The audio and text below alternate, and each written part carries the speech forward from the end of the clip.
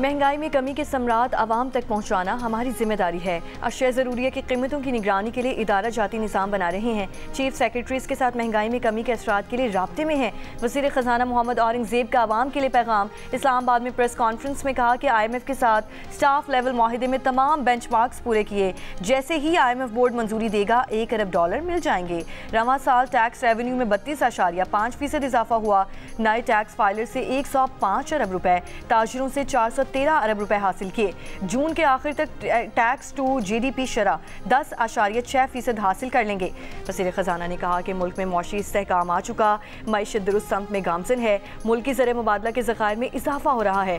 मौशी इस्तेहकाम को अब पायदार मौशी इस्तेहकाम में बदलना है। तरसीलात को $36 अरब तक लेकर जाएंगे। कोशिश है शरह सूद में मजीद कमी की जाए। सरमायाकारों का एतमाद बहाल हुआ है। मुल्क में मजीद सरमायाकार आएंगे।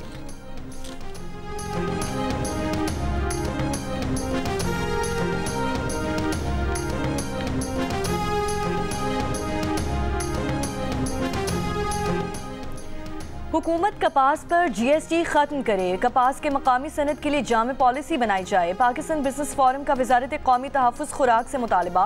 वफाकी वज़ीर नेशनल फूड सिक्योरिटी को ख़त्म। पाकिस्तान बिजनेस फोरम का कहना है कि EFS की मद में दरामदी कपास पर ड्यूटी 0, जबकि पाकिस्तानी कपास पर 18% सेल्स टैक्स आयद है।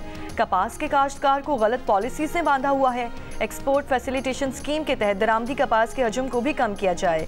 हुकूमत इस मामले पर फैक्ट फाइंडिंग कमीशन तश्कील दे, तफसीलात सामने आ जाएंगी।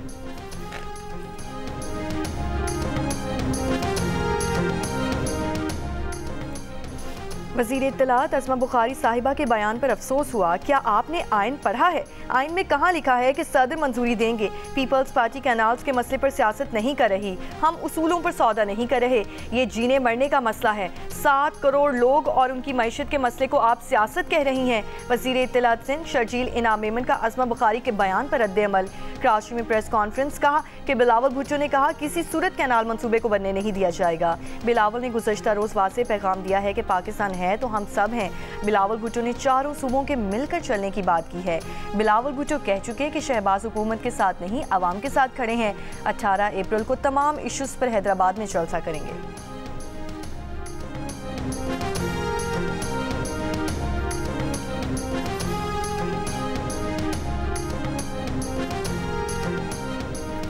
कैनाल के मामले पर सदर जरदारी की मंजूरी ज़बानी कलामी नहीं, दस्तावेजी है। वज़ीर इत्तलात पंजाब अस्मा बुखारी का बिलावल भुट्टो की तकरीर पर रद्द-ए-अमल। कहा पानी के मसले पर सिंध की जानिब से होने वाली सियासत तकलीफ दे है। अस्मा बुखारी ने दावा किया कि बिजली की कीमतों में कमी का ऐलान हो चुका। वज़ीर आज़म कुछ दिनों में एक और खुशखबरी सुनाने वाले हैं। पाकिस्तान को आगे बढ़ना है, ये खुशखबरियों का मौसम है। शहबाज हुकूमत ने मुल्क को डिफॉल्ट से बचाकर इस्तेहकाम की तरफ गामज़न कर दिया। मुल्क की मईशत को दुरुस्त सम्त मिल चुकी है।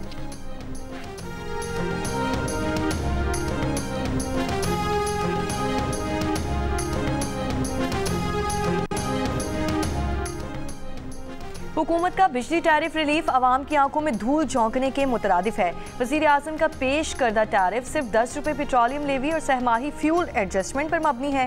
रिलीफ पैकेज से बिजली के लाइफलाइन सार्फिन के लिए कुछ भी फायदा नहीं। मुशीर ख़जाना KP मुज़म्मिल असलम का वज़ीर आज़म के बिजली टैरिफ में रिलीफ के ऐलान पर रद्द-ए-अमल। कहा कि हुकूमत का रिलीफ पैकेज पेट्रोलियम लेवी, मनफी फ्यूल प्राइस एडजस्टमेंट और सेल्स टैक्स से जुड़ा हुआ है। बिजली टैरिफ का रिलीफ सिर्फ अप्रैल से जून तक के लिए दिया गया है। IPP से मुज़ाकरात के बावजूद हकीकी रिलीफ नहीं मिला।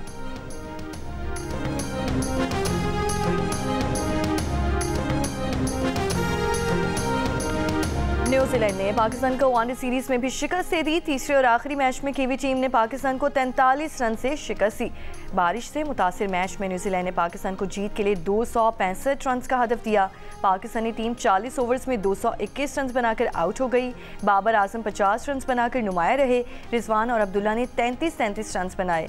न्यूजीलैंड के वेंसियर्स ने 34 रन बनाकर 5 विकेटें हासिल की। मैच बारिश के बायस 42 ओवर्स में तक महदूद किया गया था।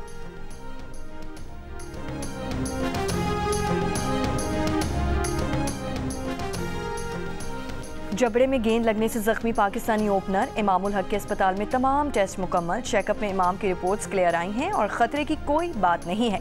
ज़राए के मुताबिक वो डॉक्टर की ज़ेरे निगरानी रहेंगे। इमामुल हक को बैटिंग के दौरान फील्डर की थ्रू हेलमेट में लगी, जिससे वो कंकुशन टेस्ट पास नहीं कर सके थे।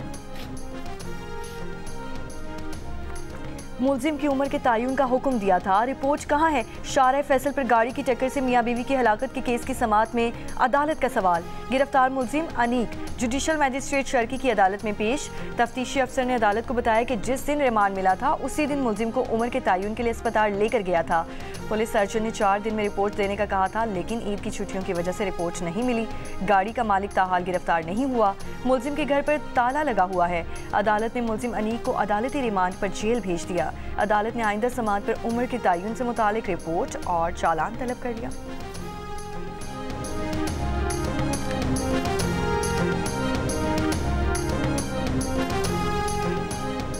कराची के निजी अस्पताल में सदर मुमलिकत आसिफ अली जरदारी का इलाज जारी। आसिफ अली जरदारी के मौलिज डॉक्टर आसिम हुसैन का कहना है कि सदर मुमलिकत की तबीयत बतदरीज बेहतर हो रही है। सदर जरदारी से मुलाकातों पर पाबंदी बरकरार है। सदर के अहले खाना को इलाज से मुतालिक मुकम्मल आगाही फराहम की जा रही है। डॉक्टर आसिम हुसैन आज मीडिया को सदर मुमलिकत की सेहत से मुतालिक आगाह करेंगे। अहले खाना सदर मुमलिकत और डॉक्टर से राब्ते में है।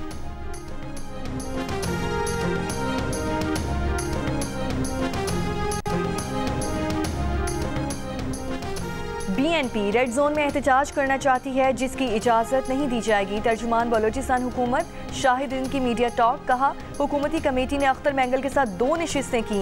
इन्हें सरियाब रोड पर जगह की पेशकश की गई, लेकिन अख्तर मैंगल नहीं माने। BNP ने कोयटा की तरफ लॉन्ग मार्च करके दफ़ा 144 की खिलाफ वर्जी की तो कानून अपना रास्ता खुद लेगा। हुकूमत की कोशिश है कि सियासी डायलॉग से मामला हल हो।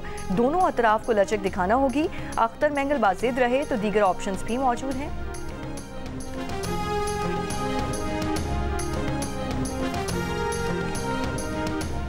बलोचिस्तान नेशनल पार्टी के सरबराह अख्तर मैंगल की क़यादत में मस्तूम लगपास पर धरना नवेरोज में दाखिल। BNP सरबराह का कहना है कि लॉन्ग मार्च के तमाम रास्ते बंद कर दिए गए हैं। ये रवैया अफसोसनाक है। BNP का काफिला कोयटा में दाखिले से रोकने के लिए इंतजामिया के इक़दामात। मस्तूंग और मुख्तलिफ मकामात पर कंटेनर्स लगा दिए। कोयटा में मोबाइल फ़ोन पर डेटा इंटरनेट सर्विस बहाल कर दी गई।